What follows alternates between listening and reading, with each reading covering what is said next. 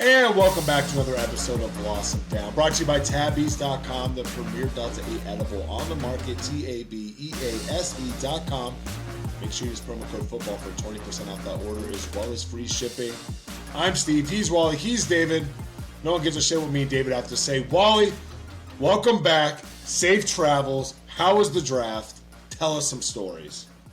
All right, well, first of all, this is going to come off like the most bitter Raider fan in the world. And fair, because I am.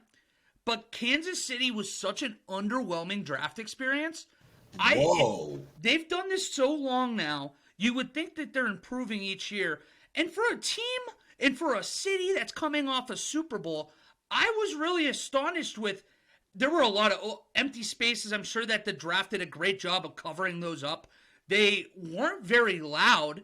It just felt very underwhelming. My buddy and I were trying to rank them and think about it. We do it each year. And I think I'd only put the Chicago draft, the first year they started traveling, below it. And that's just because it was the first year. It just felt meh. And I don't know if it's because we've been doing this for so long now. The shine's like wearing off. But outside of the barbecue, I don't know what the appeal is of Kansas City. Wow. Okay. Do you think there were as many people there as there were at in the Cleveland one, or wasn't the Tennessee one you went to the biggest ever? Nashville, so I won't even include insane. that. But so there's 312,000 collectively throughout the days of the draft, something like that. So I guess where would that rank? I'm not even sure, but that's almost a misleading kind of number, just because that's you said. It's throughout the day for 3 days. It just means you're going in the gate. So I don't know at the peak. I know Vegas had more. I know that Nashville had more. Cleveland's a bad example because they really got screwed because it was the COVID year. Yep. And it just didn't have the same. That was the only reason I got on the stage. I just looked it up. They drew only 160,000 over that 3-day span. In Kansas City? In Cleveland. Yeah, but again, that's kind of tough. With tip of the hat to COVID with that one. But I guess was there anything like the fluidity of going in, or just the security, or anything that stuck out to you that really pissed you off? Well, first of all, as a fat man, yes, you have to walk an extra half a mile. The best way I can describe it is, imagine the draft is right here in the middle, and if you're coming from down under, you had to walk past the draft to get in the draft. And walk another half mile back up to the stage. I felt That's like I was really doing annoying. wind sprints. You got your steps in though. I did. For better or worse, I did. I will say this. Yeah, the Kansas City fans let the Raider fans hear it. They were good people. They're nice people. I had a good experience. It was just, again, if it wasn't for the fact that Cleveland has had just a reputation of not winning championships, and it gives the city as a whole a bad rep. Cleveland's 10 times the city Kansas City was to me. I went in there and I'm like, who would live here? I couldn't do it. Really, that bad, huh?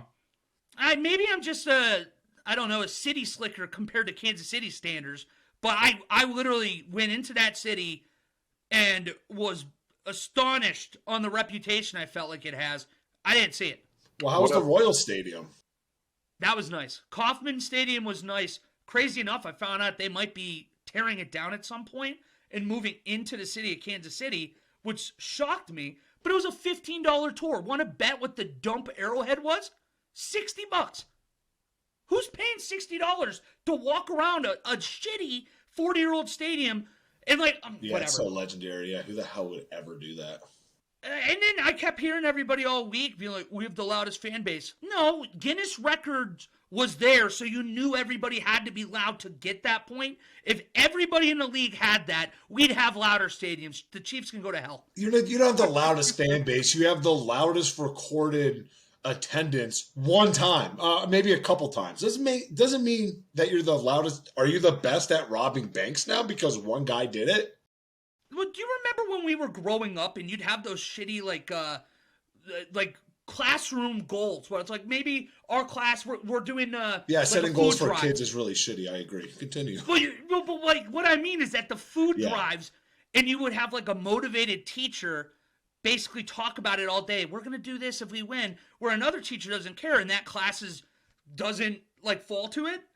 It's the same thing with like the Guinness Book of World Records. If they were at every stadium, I can promise that team fans would be louder when they're recording than when they're not. That's just such a stupid metric. So dumb.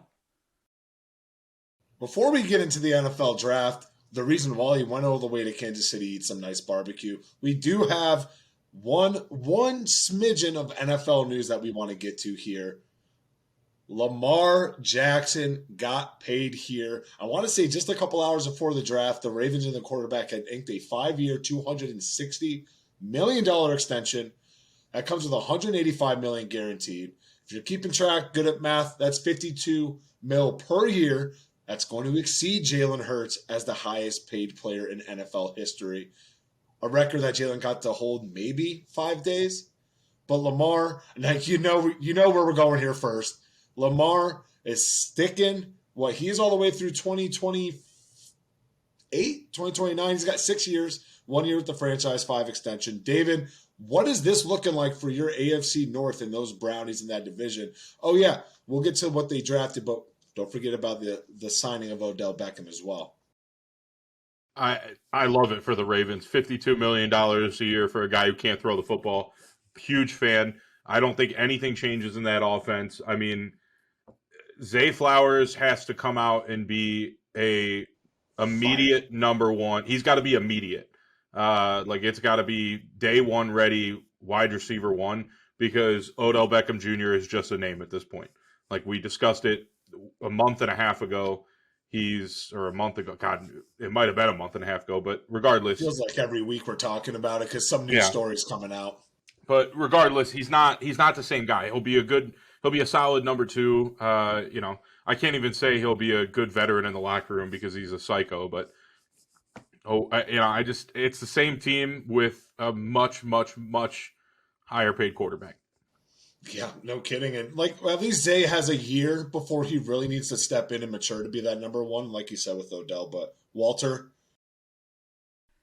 I am, as typically here, a little bit different than you two, because I think that this was a good deal for both Lamar and the Ravens. No, it wasn't maybe the deal that Lamar sought out for about 6 months ago when this all started coming to the surface. But with the way the quarterback market continuously grows, the cap continues to go up, within a few years, this is going to be a 5 to 10-ish ranked contract in the league. And just because of that, I mean, the guy's still 26 years old. We still haven't seen the contract details yet, the specifics.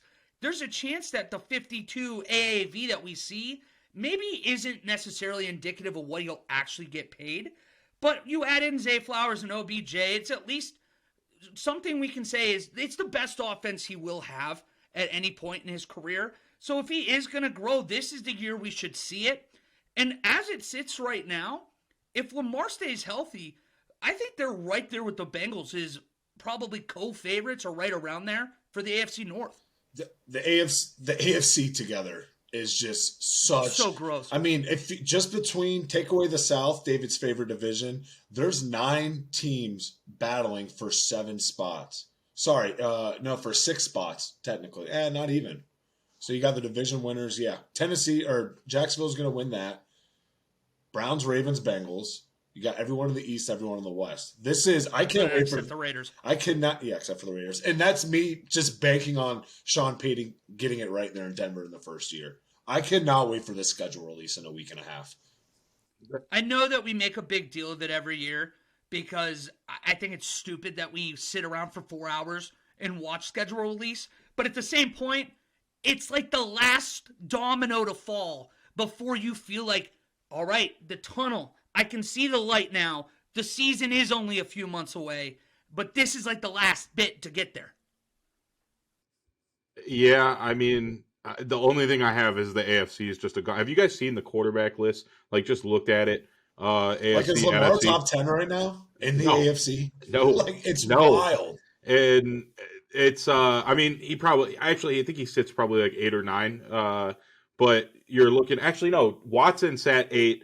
Tua 9, and I want to say Lamar Jackson was either 7 or 10. But regardless, I'm looking at the list in the NFC. It's like you have Jalen Hurts, and then you might as well jump off the Grand Canyon and find Dak Prescott and Kirk Cousins as battling for 2 and 3, and that's a scary thought, right? Like that is, if the Eagles, do what the Eagles do, that's a guaranteed division win and 1 seed in the NFC, in my opinion.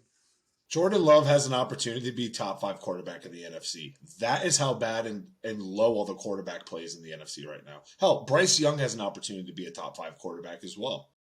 There's a few that at least have that ceiling you feel like can be improved. CJ Stroud, we're gonna. Oh, he's AFC, I guess. Bryce Derek Young. Carr, you can throw in there too. I keep forgetting about the gold and black. Yeah, but I mean, it helps the fact that that the NFC is wide open, because we'll get the Geno Smiths every now and then in the NFC with those massive. I guess. I mean, it's a gap compared to the AFC, like you guys were saying.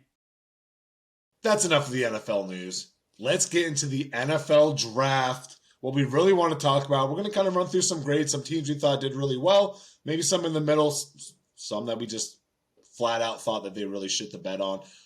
Before we get into this, we wanted to remind you that this NFL draft recap is brought to you by Abby Turner Creative, your one-stop shop marketing agency specializing in high-end photography, fashion, branding, and more. Especially if you're our age, where it feels like there's a college graduation, engagement, wedding pictures, baby pictures, you name it. Every single weekend they're happening. Abby Turner Creative is the only way to go.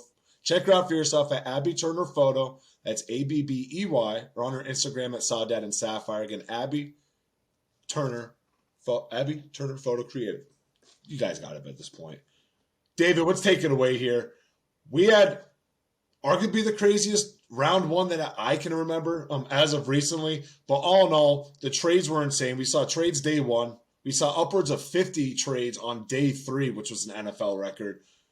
But let's see who got it right, David. Who's the first team on your list that you really thought got it right? I mean, the Cardinals trading away from 3. Giving the Texans the 3rd spot so they could draft Will Anderson.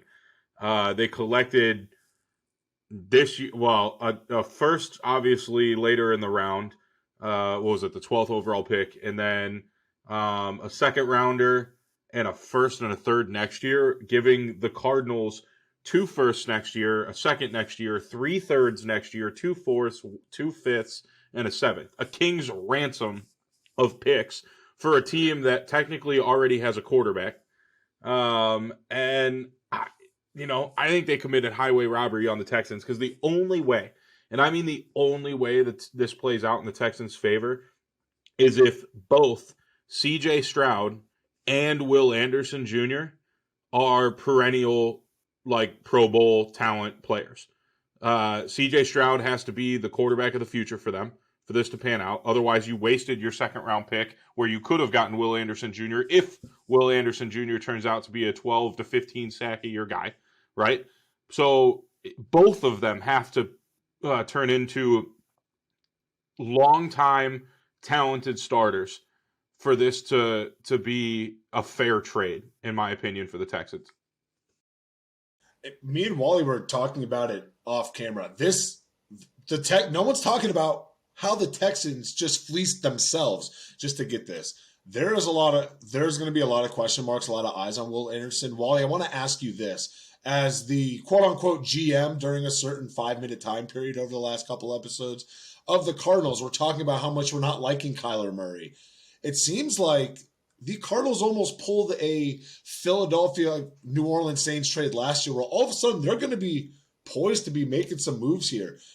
Does this trade make it even more obvious that they're going to want to move on from Kyler next year, with position of potentially drafting that next quarterback?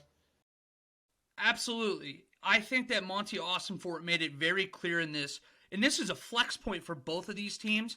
But Arizona, to your point, it felt like this is the beginning of that rebuild we've been calling for, in that they are going to try to move Kyler Murray, and all of a sudden you're going to see, with the Kyler Murray move out there, if it happens, or even if it's before the draft next year, it's going to be a Cardinals team that has so many assets that it just senses that they're going to move up for Caleb Williams or Drake May in a year from now. But we'll see. Sticking with you, man. Wally, what's the next team on your list? Obviously, we hit the Cardinals. That really stuck out to you, that kicked ass throughout the draft this weekend. So I think that for me, the biggest winner of the entire weekend is the Pittsburgh Steelers. They go into the draft with 3 critical needs, and with their first 3 picks in the draft, completely hit it out of the ballpark. You get a poor man's Cameron Hayward in the second round with Keanu Benton from Wisconsin.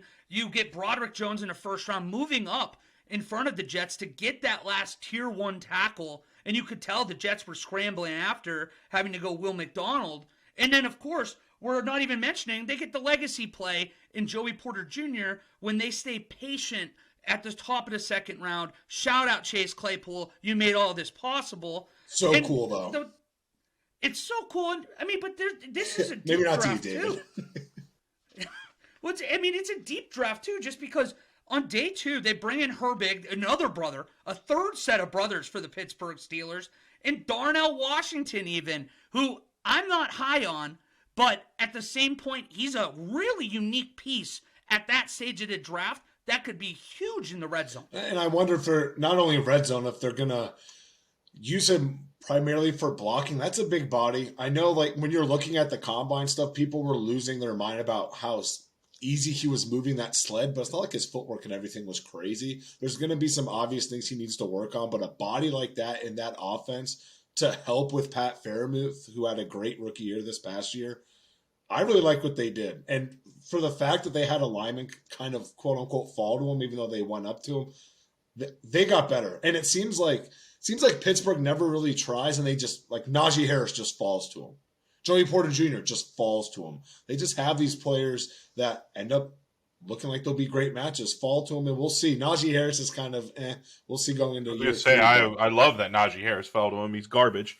2 straight 1,000-yard seasons. It starts like he's turning the edge Trent a little Richardson bit. had a 1,000-yard season. Missed me with that. Not 2. Not 2. You know, didn't Eddie Lacy have 2,000-yard seasons? Yeah, but that's because he's a dog. Yeah, but I don't want to hear Najee it. Harris didn't eat Eddie Lacy. Look here. Eddie Lacy can play. He was just fat. Look, well, Najee Harris can't play. Anyways, Pittsburgh for me, 3rd or 4th best draft, wasn't my favorite. I mentioned Arizona before this. I think I have them at 2, but the Eagles are my draft winners for obvious reasons. I think everyone knows the Eagles had an A+ round 1, but throughout the fucking Howie, man. I mean, throughout the draft, he was doing what everyone wishes they can go into the draft and do. It is sit there and pick best player available, or move one spot up to make sure you get the best player available in terms of value there. Round 1, obviously Jalen Carter, top 3 pick in the draft if he doesn't have off-field issues. Howie gets him at 9. Nolan Smith, widely considered a potential top 20 pick, gets him at 30. He spent the rest of the weekend or the next 2 days, like, honestly drafting best player available and filling out depth, and not to mention that crazy trade with Detroit for nothing for DeAndre Swift. And yep. It's tough for me to watch because I hate that fan base so much, but I love that team also so much. And that's going to be such a fun team for such a long time if Howie continues to build out the roster in the ways he has the last 2 years.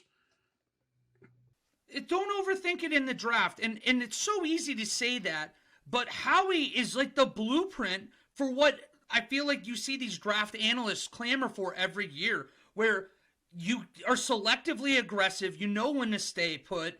And I mean, I truly don't know how this draft could have been better. I know the jokes are out there about Georgia, but phenomenal. Howie Roseman is the best GM in football, and it's not close. Oh, it's nowhere close, and I love that there's reports coming out that the other GMs are getting upset about how much praise Howie Roseman is getting. It's like, what's that about? Like, do better. You'll get your job. We're still living in that old head. You still got John Dorsey's out there doing horrific things in the draft war rooms, and he's mad that nobody's praising him. Yeah, exactly. But I think it's so clear and obvious to go off what David said, and obviously Wally would echo it. But just to not repeat ourselves, of course the Eagles had the best draft. They killed it day one. They get a lineman in Tyler Steen day two, which this is a guy who can play all Sneaky. across the line. I Jordan with the crazy last name is the guard that they lost this year, correct? No, or you're talking about Isaac Oh yeah, Seumalo. okay. Isaac, crazy last name. Pittsburgh Steeler, by the way. Another great move Exactly. this So for offseason. them to be able to add depth to that, to not only bolster the offensive line, have rotation if need be, but now they're setting up for the future with a year removed from drafting Cam Jurgens, who you saw how ecstatic Jason Kelsey was. He'll move over to center. Hell yeah. Maybe this guy will play a little bit of tackle. I know if their tackles are locked up, but this is a Swiss Army knife you can use up until the inevitable of the rest of your great offensive line members retiring. It was a fantastic draft. I have nothing to add other than this is the kind of, it's a reload draft. This is an Eagles team that somehow, after all the pieces we thought they'd lose going into the offseason, they look just as good on paper, if Yeah, not better. they even addressed some help on the defensive backs there too. I think a couple corners. Kelly Ringo. He was a guy that was a Yep. first round pick until Marvin Harrison Jr. took his lunch money in the Sugar Bowl this And year. just what pisses me off is Philly didn't do anything special. They were just like David said, they're like, oh Don't yeah, we overthink moved it. up for 9. We moved up a spot to get Jalen Carter. Oh, Nolan Smith's here. Oh, okay.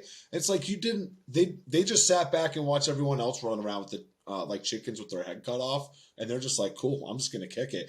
I'll I mean, Nolan Smith he could have gone at 10 and it would have been a decent pick. It's just crazy that, I mean, I know we keep saying it, but phenomenal job for the Eagles. I'll stick you here with me. I think the Chicago Bears, as much as it pains for me to say, I thought they had a really, really good draft. I'm going to go with B plus. I'm not going to go all the way to A because yes, they did address getting a tackle in University of Tennessee's Darnell Wright, which I think is great.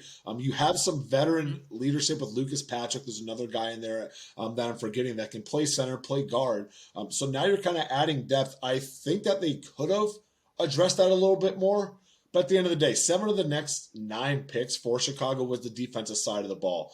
And I know what you're saying is, well, what about their offense? They've addressed the wide receiver. They got Chase Claypool, but they really got DJ Moore. Yeah, you're going to have Darnell Mooney coming back off that injury. They added another depth at running back, which after losing David Montgomery is great. Think they could have addressed the offensive line, but the defense that's what they need to focus on.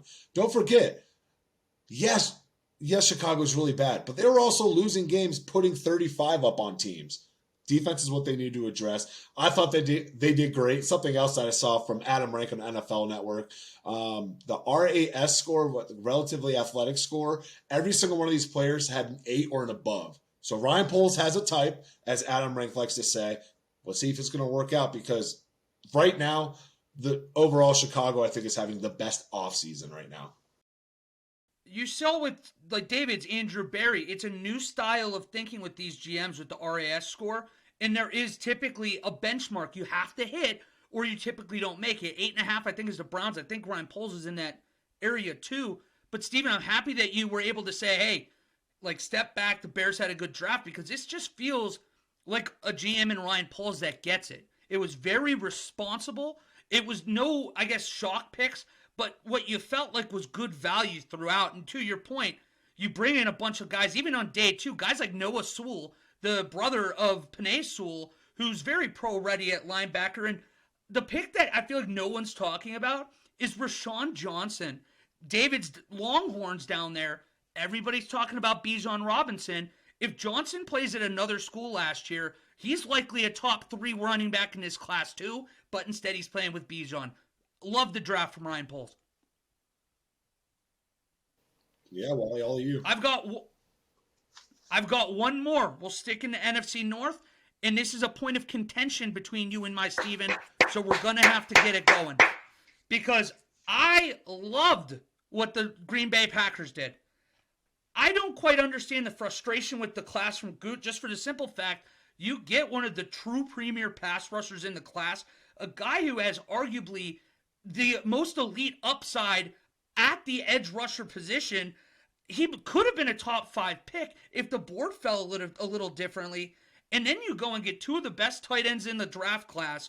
A guy in Luke Montgomery had it been he stayed healthy, he would have been a first round pick, very possibly the first tight end off the board. And then you go with Jaden Reed, who's another guy who has a really high ceiling that might have fell a little bit because of the production you saw this last year. But now this is a Packers offense that's going to be able to run 12 personnel where you didn't see it much last year. It gives you a chance to actually open up the playbook a little more. And I can't find a weakness on this team. I know you wanted a receiver, but I mean, this is now immediately 3 young wide receivers that you're giving Jordan Love with a great line and a really good running back tandem. I think it's awesome. It gave me shades of Ted Thompson doubling up at tight end. Bad reference. I seriously really like this. All right. I gotta agree with Wally before I let you go on a rant about why Wally's wrong. I have to agree with Wally here. I give the Packers a B plus. I think yes, B plus. I think day one and early day two they did a great job of filling out the roster. I don't know why the obsession. I think it's because it hasn't happened in forever that the obsession with drafting a wide receiver in round one is there. But frankly, between Dobbs and Watson, you have 2 very, very talented young wide receivers already on the roster. Not to mention in a deep wide receiver draft, the Packers selected 3 more wide receivers. I just think they played the draft well, and I think they did a similar best player or guy available at the positions they were at, and I kind of liked it for them.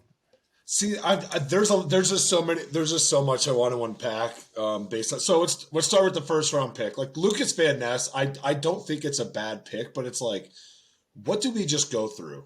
We don't have a number 1 receiver. It is so clear that it's what's needed in the offense. Look around the league. Oh, Lamar just got a number 1 receiver. Look at Baker's year when they got Odell for the first year. Look at Joe Burrow getting his wide receiver. Look at Tua getting his wide receiver. Look at Josh Allen when he got Stephon Diggs. Right? So having that number 1 receiver is crucial, and we're so fixated on it, more or less myself. So I haven't seen it in 20 years. We need a game-changing player on this offense because based on the history, we can get you defensive players. Joe Barry, you're not going to do anything with it. Now, granted, drafting a guy that's going to live out more than Joe Barry in Green Bay than Lucas Van Ness will. And yeah, but I don't think at that specific spot, with the words Wally said I want to address next, which is going to cover a lot of it, is the way the board was falling. The way the board was falling for Ness, you don't necessarily need to take him there. Give me a JSN. I want somebody who is a freak athlete on that side of the ball because we don't necessarily need that type of edge rusher. Is he if he pans out and he's great, awesome. More power to him because I think JSN I think they're both going to pan out great. I just want a receiver to set up this offense so there's no excuse for Jordan Love, who Brian Gutekunst is having second thoughts on picking up his 5th-year option. But then all of a sudden, it's either you work now for Jordan or we're set up for the next guy. We're going to go on to round 2. Yes, they got the tight ends and wide receivers. I love it. You're drafting, arguably, the way the board is falling, you're drafting 3rd to 4th to 5th round talent in the 2nd round after drafting back.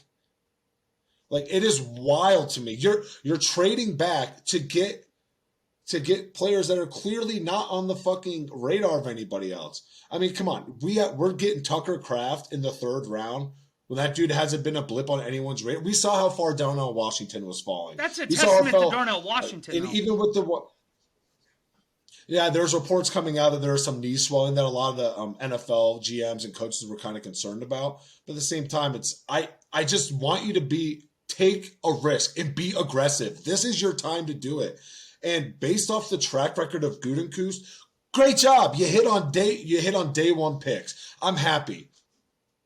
2018, 19, and 2020, I think he might have 1 player on the roster post day 1 that's still on the roster. Even 2021, we're missing a couple players. Dude is inept at drafting in round 3. Every single round 3 draft that he has is off the team. And if not, season-ending injury, not productive at all.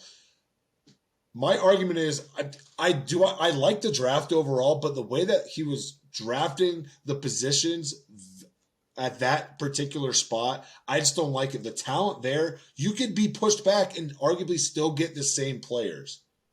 You push back from 42. I would have rather have them kept 42 instead of trading it to Detroit to get Brian Branch, a safety, a position that they did not address that we very much need in the defense. You just skipped on, like, take some But risk. that goes into drafting for need versus best player available too, and that's where there's a philosophical difference. At that point, is Lucas Musgrave really the best player available? You saw the tight end run coming, and I'm telling you, Montgomery had first-round pop until his injuries this year. And Musgrave, sorry. I keep doing Montgomery because of David Montgomery. I was writing about him earlier. But no, first of all, I do agree with you on Joe Barry, and I think that was an indictment of keeping him around. I am not disagreeing with that at all. But what I will say is that this is a defense last year that had 34 sacks, that only had 2 players above 5 sacks on the team collectively. You have to have a pass rush in modern NFL. And Lucas Van Ness is a guy that can jump in day one. He can play inside when you need to. He is a freak athlete, and the ceiling feels very high. Playing him opposite of Rashawn Gary a lot could be a blast. And I feel like this is a ringing endorsement from the team, too, that what we saw in the last month of the year from Christian Watson wasn't just a blip, that is who he is, and he can be a they're gonna get film. That's the thing. They're gonna have film on him. But there's film on everybody that plays, and he played exceptional at the end of the year. Film on Justin Jefferson. Is that shutting him down? Are you comparing Justin Jefferson to Christian Watson right now? Because it sounds... No, but if he's good and he improves, he can be a good number one. Christian Watson was a borderline top 10 receiver the last month and a half of the year. Last month and a half, not the full season. We saw how it started. I'm just saying. I think that he can be good, but let's not put him here like he can be that guy. He can be a number one. That is what they're betting. Okay, but Jordan Love. Yeah, they're betting on. They're betting. Who? Okay, yeah, that's a Jordan Love problem, 100%. What you're saying is I want to buy a Ferrari in the first round of the draft so that my 15-year-old can't drive nephew can try and take it for a spin around the block. Like, if you don't believe in Jordan Love to make the talent on the roster better, then you should be drafting defense, because there's nothing that can heal a rookie, or I shouldn't say a rookie quarterback, a young quarterback faster than a defense that can cover up his mistakes and get him back on the field faster. If we're not going to have the offense to do it, we're not going to have the pop. Again, Jordan Love's going to start the season off hot. Then people are going to get film on it. Oh, but they have film on Peyton Manning. I don't give a shit if they have film on Peyton Manning. But you say it's about stupid things. There's going to be film on starters. That's how football works. I know, but people get the NFL catches up to you. That's the argument I'm making. I don't care if you're going to have all these guys, all the defense. The NFL catches up with you on your offense. You're not going to be able to put up points. Doesn't matter if you have an awesome defense. The whole point of this year is to figure out if Jordan Love can be the starter in Green Bay. He has an offense around him to figure that out. I disagree. I don't think that he has an offense around him. I think he has Aaron Jones around him. And it's got to be a top 5 running back tandem. This can't be worse than like 15 to 20th in wide receivers. And now you have 2 young tight ends in a position that is constantly dependent on young turnover in the NFL. We're taking risk on a FBS tight end. Yes, Tucker Kraft. Yes, he had great stats a year. The dude came up with 350-yard year over 9 games. Musgrave missed injuries, and yes, I know JSN has had his fair share of injuries going into it, so you can't make that argument. I've watched JSN hit Kraft's yearly total in a singular game. Okay, but that also was against a terrible Utah tight end versus defense. Receiver too. You're not drafting Travis Kelce. David Njoku is like the 6th best tight end in football. He only put up, 300 yards in his second to last season in college. His last season in college. I was going to say JSN had the number 2 pick in the draft, throwing it to him. Yeah, I like tight ends. I'm not reading into yards. I'm reading into production. Reading into what did he do on his target. He played for an FBS school. I'm tired of just Green Bay being like, we got to find these local kids that never want to leave the city of Green Bay because this is way better than what South Dakota's looking like. So it's just going to draft him. See, I think that coming out of this draft, there's real reason to believe, if I'm a Packer fan, if Jordan Love even lives up to a competent quarterback level, this is a team that can flirt around with the NFC North all year long. I think they're flirting with the wild card, if anything. But Detroit made too many good steps. I think Chicago made too many good steps, and Minnesota will just be fluttering around. So, like, right now, I know this is way out. A lot of things can change. Where does this Packer team rank in the NFC North to you? In the NFC, I'd probably put it in third. Okay, so would it go probably like Detroit or Minnesota? Which one? No, I'd probably put them third or fourth. I see. I put it in my I like think 2A, 2B with Minnesota. No, I think they didn't get as better as Chicago did, but I still don't think that them getting Minnesota not getting any Minnesota's still above them, regardless of how good of a draft Green Bay had, just because they're just more put together. They got a better receiver. We'll see what Dalvin Cook ends up. They have more competent quarterback play, which you never thought you'd hear when comparing it to Kirk Cousins. We might have to do like a cheese bet of some sort for the year where it comes on the wins. I'm where in on that. The loser has to eat like a certain kind of like an amount of cheese or something. There's got to be a Packer feel. But I'm high on this team. I really like this roster. Minnesota is going to be the fourth team in the division. I'm confident in saying that. I don't care how good the offense is. So you're selling all of your Minnesota stock now. 100%. And the reason being, their whole defense walked out the door. What defense? And, oh, by the way, it might as well be us three out there on defense again. And they only had 2 defensive picks in the draft. They drafted 2 cornerbacks, I think, and that's it. And I can see all 4 of these teams can be within 2 wins of each other. I feel like it's very even. You're not wrong. There's a lot of varying things. I agree. Whoever wins their division matchups is going to come out of this division, I think. I agree. I think this kind of reminds me of the NFC East of old, we're being honest. But it actually looks like the far. Yeah, that's true. And we're not being forced that Sunday night football even though we're going to. Like the 7, it's not going to be the 7 and 10 team that makes the playoffs. It's just going to be the team that wins the most divisional games and ends up with like 10 or 11 wins, and it's going to be an entertaining division. Well, you guys have to let us know what you think about that. We're obviously very different on the Packers' thoughts right now, so we'd love to hear your guys' feedback. I just want Gutekunst aggressive. This is your time to be aggressive. Make a name for yourself. That's all I got to say. But while Steven's disappointed, can we transition into the biggest disappointments of the draft? Sure. No. Well, okay. This is an interesting way to get into it because I feel like this is a fun transition point because I didn't like necessarily what the team did, but like an individual winner has to be Sam Howell because Washington doesn't even draft a wide receiver. And they're sticking to their word, and they're going to go in with Sam Howell as their starting quarterback next year. I can't believe it. Doesn't that feel like a team like Arizona that is a very obvious candidate to move up next year for one of the top 2 quarterbacks? Yeah, but at least Arizona has the capital to do so. Or they might just be so bad that they're going to be able to compete against Washington for getting that pick. But yeah, true. It might be literally Washington with like terrible record, and then Arizona trying to jump them. Yeah, so it's good, or I guess not even terrible. You just got to wait for Houston to really shit the bed because that's the pick that they're going to have next year. So Arizona can have an opportunity to have 2 top 5 picks. God, and we wouldn't be as hard on them as we're going to be on Houston because I think this podcast is a lot lower than the public narrative around the Houston Texans draft. And it's really funny, Nick Caserio, Nick Casseroli, Nick Agabagool. There's a lot of talk about him potentially stepping out and leaving the organization. Yes, the John really Dorsey wanting move. him. I bet people are really looking to get him out after this draft. Dude, I love a good John Dorsey move. You trade away the team's entire future, and then you get fired or leave.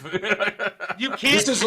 We're glossing over the fact that he picked Stingley over Sauce Gardner too. That was just. That one's forever. That one's on your resume forever. Like that's yeah. He had a quote come out before the draft last week, and it came off so desperate to me, where it was something to the effect of, "This won't be my last draft in Houston." If you have to come out and tell people that I'll be around, that's a problem. He's on his. That's also not your decision. Exactly, and like I don't know how this Houston roster, even after these moves, is better than 6 or 7 wins, especially in a loaded AFC. It's interesting you mentioned that because I think the Texans did what they did because I think the ownership wanted Will Anderson, and not CJ Stroud. And I think when they took CJ Stroud, ownership was like, okay, now go get Will Anderson or we're going to have issues. Whenever you hear those rumors too, that ownership is putting their foot in where they don't deserve, or don't deserve, but shouldn't be. There's so much dysfunction in that Houston locker room right now. And instead of having the King's ransom that Arizona has, they have one pick in each round next year with a roster that's still light years away from being a real contender. How about, though, an obvious loser that, and I'm not even going to call it a loser, but the belief around the league is that Detroit, on day one, made a couple head-scratching choices, and therefore their draft as a whole graded poorly. Where are we at on Detroit and what they did this weekend? I got a lot here. Save some for me. Yeah, I was going to say, we all got some lines. I know, I will save it as much as I can, right? But I was so excited. I mean, everyone fucking knows how excited I was for the Lions going into this draft. And they were in a phenomenal position to build upon a hot streak coming off of last year and get tried and true starters on day one of the draft.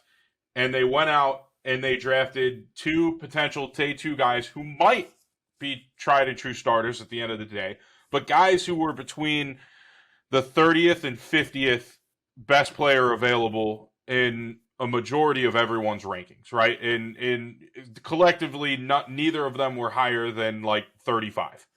And so I have a tough time with it because, again, those players might end up being great, but you could have continued to trade down, collect assets, even more assets to build on. Even if it's day two assets, you could have traded down and you could have still gotten those guys.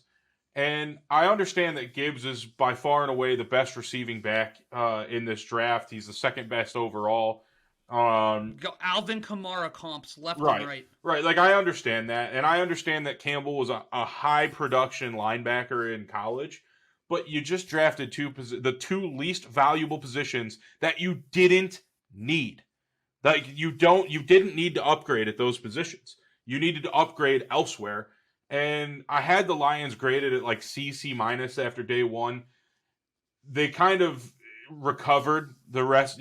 Generous grade too. Yeah, they recovered for me. I respect going to get your guys. I have a hard time with the value picks, right? But day 2 and 3, they recovered for me. I thought Hendon Hooker was a great pick. You got Goff for 2 more years. You get the project guy. Maybe he's that. Good value, where they got him. Right, good value. And in 2 years, maybe he's the guy. Maybe he's not. You draft another quarterback when Goff's gone.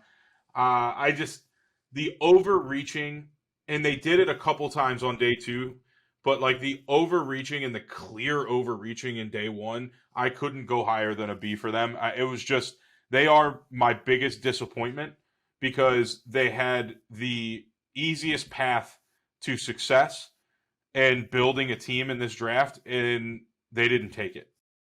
Steven, I was going to say, you were very hard on the Packers.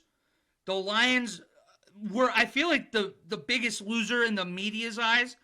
Are you as kind of disappointed as everybody else is? I was too, and kind of like the point that David's making with the reaching, that's just how I felt about Green Bay, and like it must be an NFC North thing. I don't know this year, but for how aggressive Detroit was last year, for them to trade back to get what people are saying is, before his injury, I believe, is like, this is the guy before Bijan Robinson.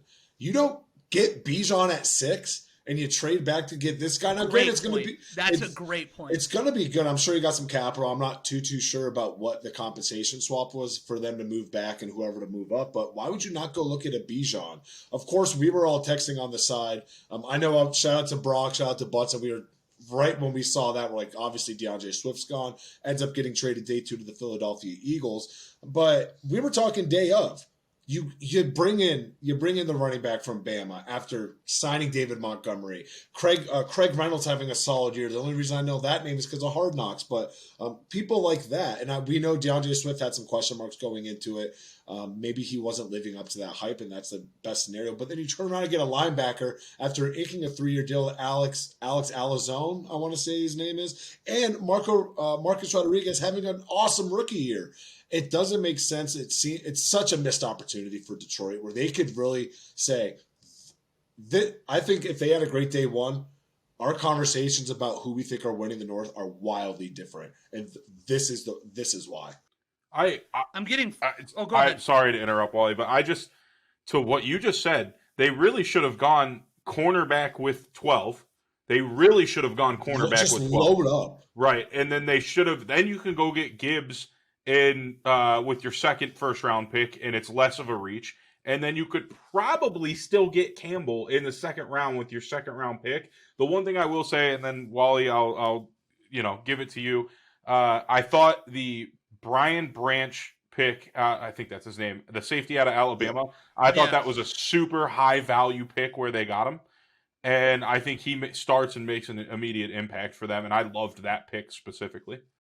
Yeah, I thought they started off day two. And one thing before I want to give it to you, Wally, because I did remember one thing and now I cannot for the life of me. So take her away and hopefully it comes back.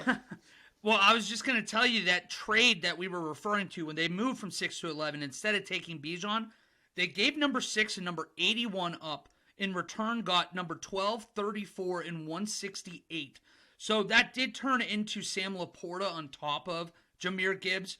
I know a lot of people, and myself included, I was really high on Laporta. I just didn't think he'd go that high. He went ahead of Michael Mayer. He was the second tight end go. So that's another reach. Steven, I see you remember. Before you forget, what is it? That's exactly what it was. You get it, the Iowa tight end. After skipping on, you got Michael Mayer on. Obviously, Kincaid was gone, but, based off your praise as well, a Luke Musgrave, a Tucker Kraft. Agreed, yeah. And the kid out of ODU, too, which I think that was the one originally a few weeks ago I was talking about. I saw on NFL.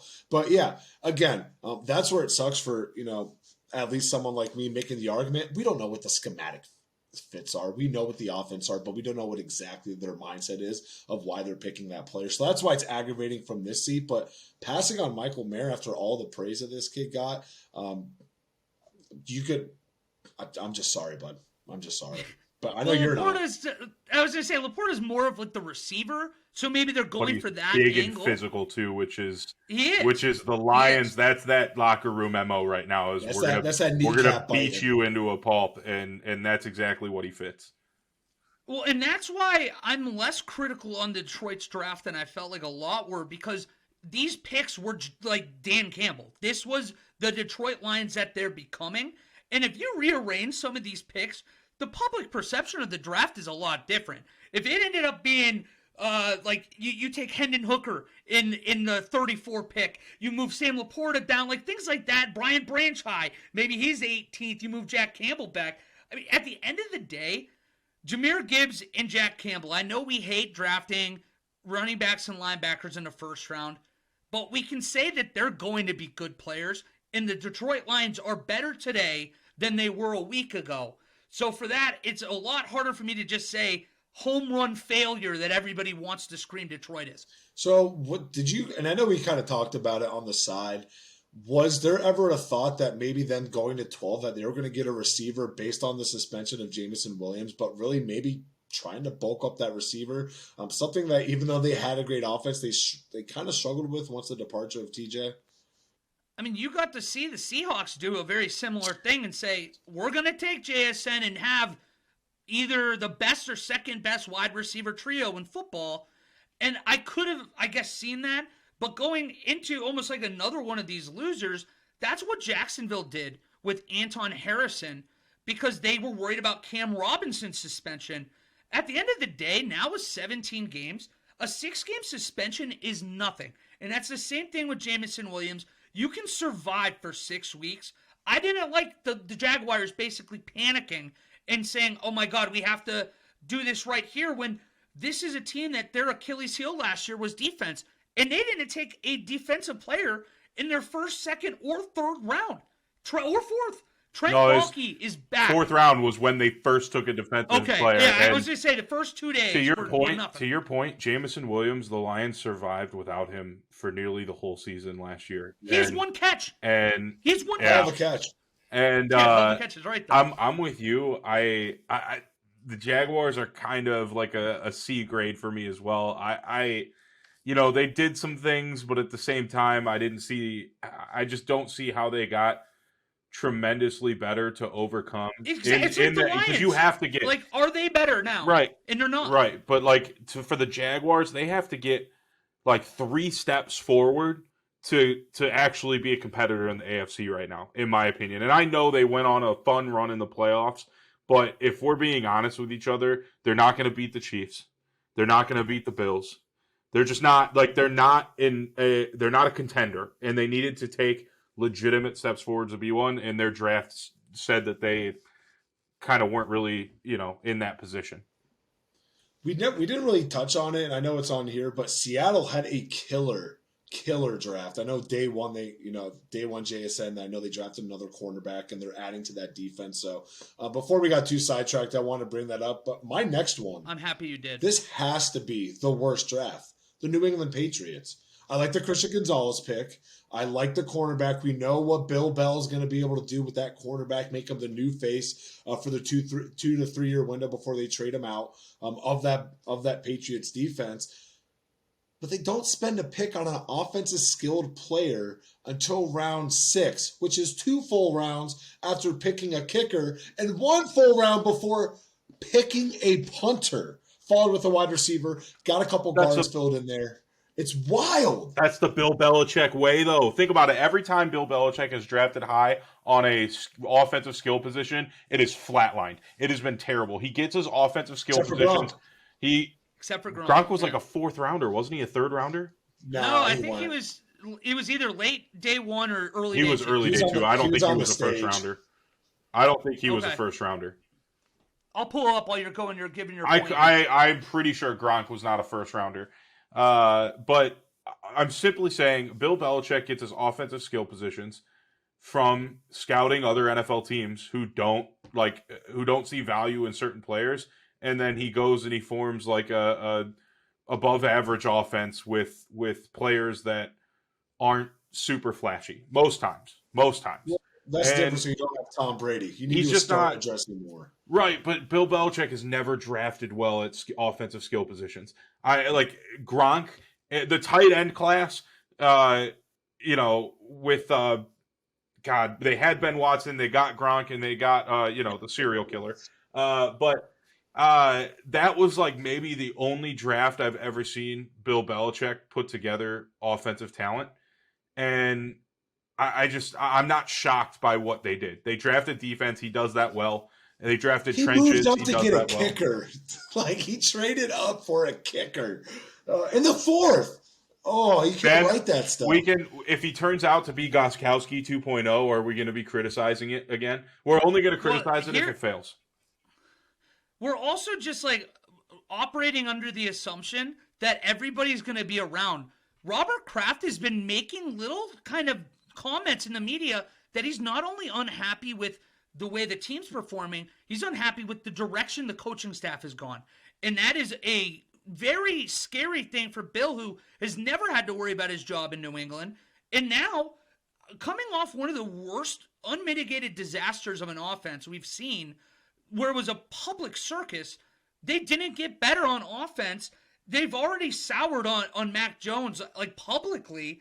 I mean, he was the biggest loser of this entire draft to me. I don't know how this Patriots team is better than a 7 or 8 win team again. And if that's the case, there's a real world scenario Bill Belichick is not in New England after next year. That's a chance. I agree. That's a wild thing to think of. Bill O'Brien back at the head coaching realm.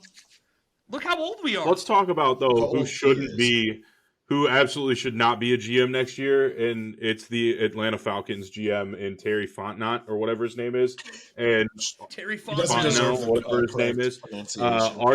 Arthur Smith, also probably in his last year if everything goes how I think it's going to go.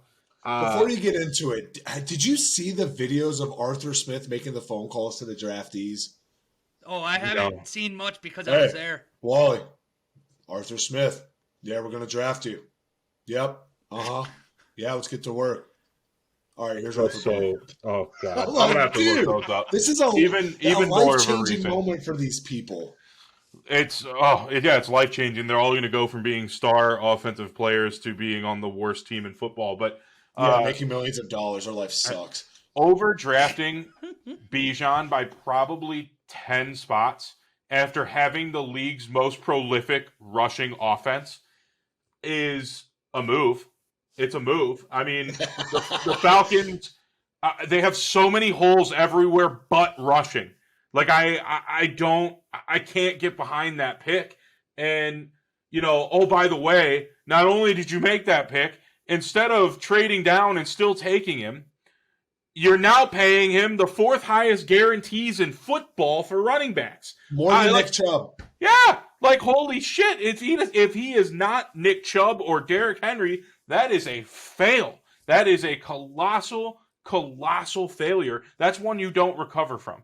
That is simply one that you get fired for if he ends up not having 1,200 yards rushing this year or more. Yeah. And, all right. Oh, go ahead. I mean, I was talking to Evan. Evan Desker, ATL boy. He was not pleased with the pick. I mean, we were basically echoing what David said. You address the one need that you don't need. You don't need whatsoever, and it's upsetting. Get the offensive line, get some defense. You had 1,000+ yard rookie last year. Why are you getting this guy? And Wally, take it over. I have a fun stat I want to get in there. So Wally, take over. Wally. Oh no, I actually want to hear the stat first. I'll give my 2 cents after. I gotta find it again. No, you're good. Well, all right. I'm going to do what I do best, and I'm going to play devil's advocate here. So, Atlanta now, coming off of what was already a top 5 running offense that kept them in the playoff race all season, you add someone who can be in that, like when he's coming out, he's about as hyped as the Saquons of the world, the Zekes of the world. Hell, you can go back. He's probably up there with Adrian Peterson, and in the bad side, Darren McFadden too. So there is, I guess, risk here. But what I will say is that you're probably going to see whether it be Tyler Algier or Cordero Patterson moved. So you might get assets coming back that way. You do bring in Matthew Bergeron, who's going to slide in as a guard on day one. And I love their secondary right now because you do bring in Jesse Bates. You have A.J. Terrell, and now he's going to have Jeff Okudah in a new home, Mike Hughes, and Clark Phillips, the Utah corner that fell a lot farther than I saw too. So this is a team, especially with all these veterans they've added, I think Arthur Smith's set. I think this is right now, right there with New Orleans is my favorite in the South. And I think they could win 9 or 10 games. Look, the only reason I didn't give the Falcons an F grade for the draft is because I do think they got value on day 2. I think they got good value on day 2 with Harrison, Bergeron, even day 3, the first pick with Phillips, to your point. It's not, to me, you're not filling the desperation needs you have on the D-line, the O-line, like questions at quarterback, great, we'll give Ritter a year, I'm fine with that. Receiver, you could have gone another receiver in a deep receiver draft. There are a lot of holes that you just didn't need to overdraft a running back in. And Wally, again, I'm fine with them taking Bijan. Trade down 6 picks. Trade down 7 picks. You still get him. Well, I mean, the Lions showed that obviously at 12 they were going running back. You wouldn't have got him if you traded down 6 picks. I don't think the Lions would have taken him. I'm with you for the record about not drafting running backs in the first round. But if we are so high on saying best player available, the one thing I'll say for Atlanta is that Bijan was the top player on a lot of people's boards overall. They drafted, if they're going best player available, they drafted best player available. I understand. Look, I love Bijan. Like, hook 'em horns. I do. I love Bijan. But he gives me shades of Leonard Fournette. And Leonard Fournette, you didn't talk about him.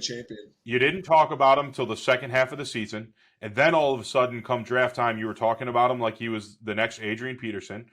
And we overhyped the shit out of a guy we didn't talk about until the last 4 or 5 games of the season as a potential top 5 pick, top 10 pick, those kind of guys give me stomach aches to talk about. And I love Texas, love Bijan, but when we don't talk about somebody as a top prospect until we reach the latter half of the year, it gives me shades of overdrafting and shades of Leonard Fournette, who's a good player, but he's not even on a roster right now. Like they're different when they were coming out. That the hype is a lot different. Leonard Fournette was hype. I agree. Bijan is in a stratosphere above. That might be true, but all I'm saying is when we were talking about players like Derrick Henry and players like Adrian Peterson, we were talking about them since day one they stepped on the field in college.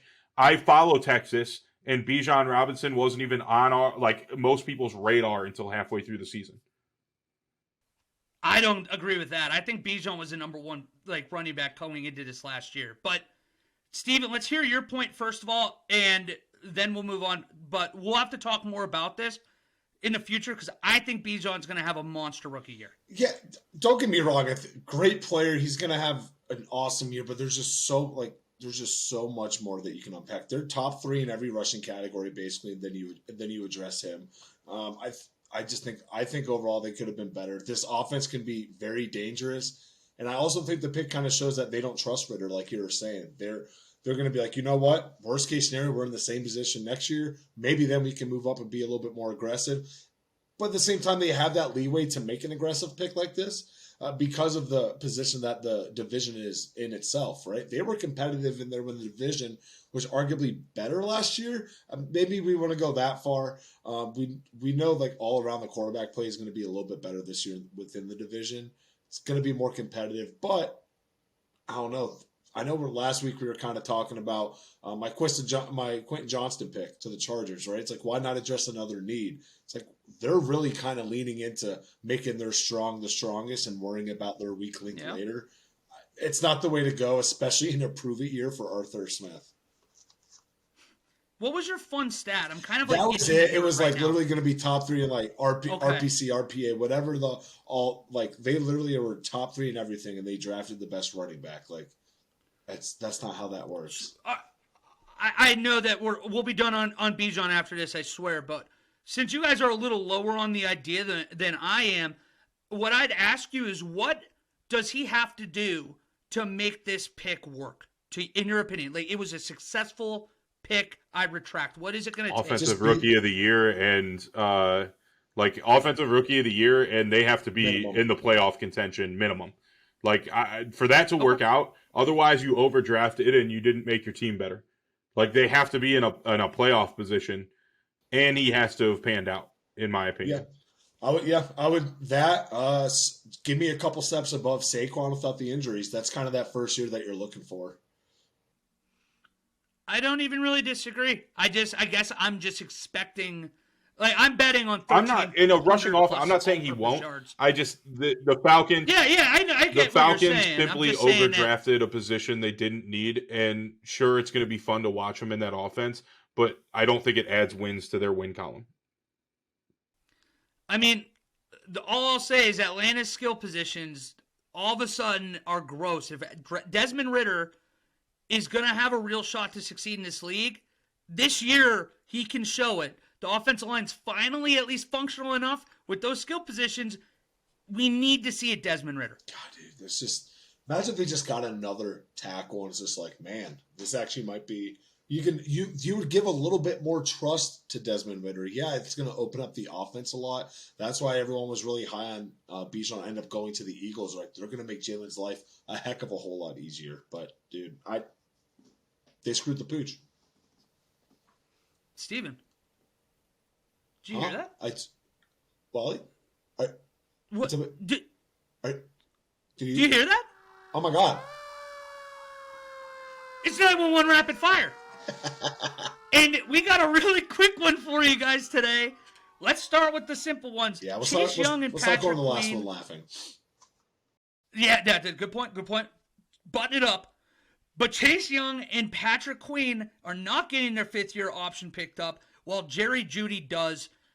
This just has to be a way for the Broncos to figure out how to move Jerry 100% Jeudy. 100% a way to move Jerry Jeudy more easily. Shocked by the Chase Young thing, but I still don't.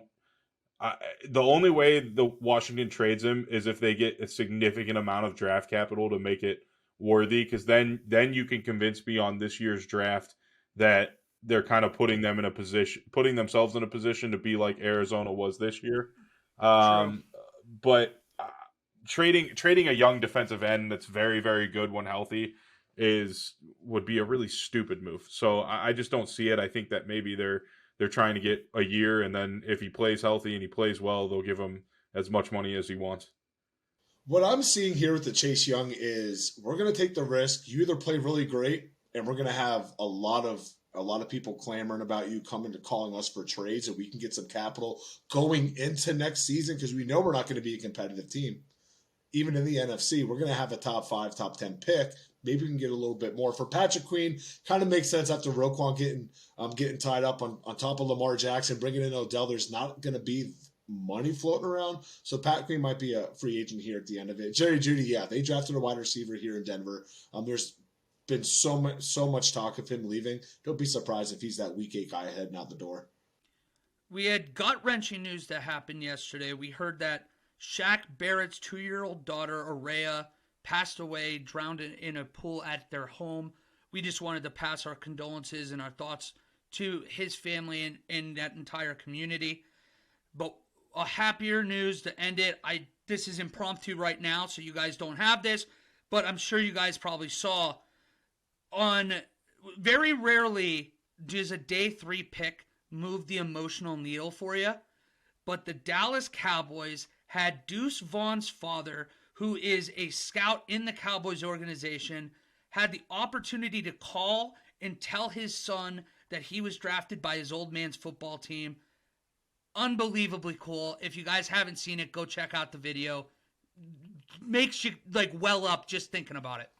Oh yeah, well you mix that with the Joey Porter Jr. going to Pittsburgh. I was in my feels all weekend.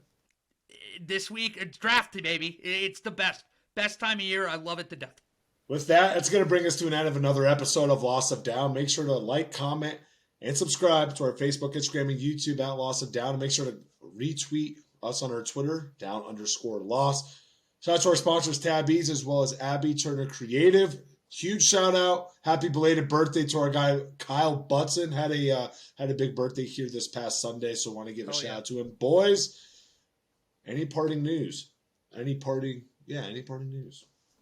Detroit, before the draft next year, is going to be electric. I'm actually really excited for that. That's close enough to some of you listeners. It's worth the drive if you've never been. Maybe it's something to consider. Otherwise, interviews are coming. Pay attention to that. We're going to have some of our friends on. Hopefully get some people with a little bit more pool. It'll be a lot of fun. But beyond that, guys, that's all I have. David, what about you? We're going to end with a hot take. Andrew Berry and Kevin Stefanski are now on the hot seat after that shitty draft.